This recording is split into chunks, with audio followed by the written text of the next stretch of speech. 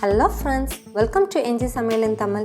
நமக்கு வீட்டில் இட்லி தோசைக்கு மாவு இல்லைனாவே நம்ம இன்ஸ்டண்ட்டாக ஏதோ ஒரு டிஷ் ரெடி பண்ண ஆரம்பிப்போம். மார்னிங் பிரேக்ஃபாஸ்ட்டுக்காக இருந்தாலும் சரி, நைட்டு டின்னருக்காக இருந்தாலும் சரி, இன்ஸ்டண்ட்டாக ஏதோ ஒரு டிஷ் ரெடி பண்ணுவோம். அதே மாதிரி நான் இன்றைக்கி இன்ஸ்டண்ட்டாக எக் தோசை எப்படி ரெடி பண்ணுறதுன்னு செஞ்சு காமிக்க போகிறேன். எக் தோசை ரெடி பண்ணுறதுக்கு நான் இன்றைக்கி 3 முட்டை எடுத்திருக்கேன். 3 முட்டையை இந்த மாதிரி ஒரு மிக்ஸி ஜாரில் உடச்சி ஊற்றிக்கலாம். ஃபஸ்ட்டு முட்டையை அடித்து எடுத்துக்கணும்.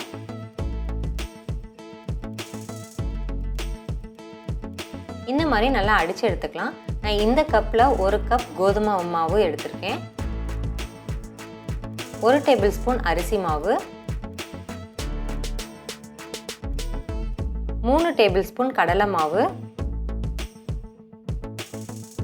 இஞ்சி, 5 சின்ன வெங்காயம், 2 டேபிள் ஸ்பூன் ரவை, சீரகம், இதெல்லாம் சேர்த்திட்டு தண்ணி சேர்த்தாம எக்கோட நல்லா அடித்து எடுத்துக்கலாம். அடித்து எடுத்துட்டு அதுக்கப்புறமா தண்ணி சேர்த்திட்டு மாவு கன்சிஸ்டன்சியில் அடித்து எடுத்துக்கணும். தோசை மாவு நல்லா ரெடி ஆயிடுச்சு.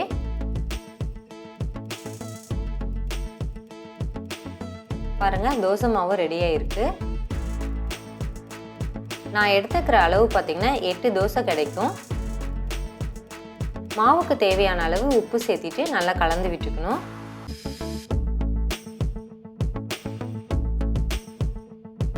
நல்லா கலந்து விட்டாச்சு. நான் இன்னைக்கு நான்ஸ்டிக்கில் ஊற்ற போகிறேன். பாருங்கள், தோசை சூப்பராக வந்திருக்கு மாவு ஊற்றுறப்பவே. நீங்கள் விருப்பப்பட்டீங்க அப்படின்னா நீங்கள் நெய், பட்டர், எண்ணெய் எது வேணாலும் சேர்த்துக்கலாம். அது இன்னும் டேஸ்ட் கொடுக்கும்.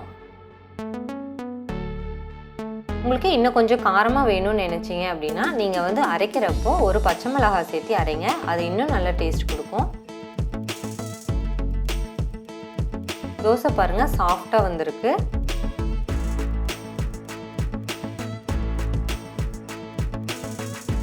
இதுக்கு சைட் டிஷ் எதுவும் தேவையில்லை, நீங்கள் அப்படியே கூட சாப்பிட்லாம். சூப்பரான எக் தோசை ரெடி.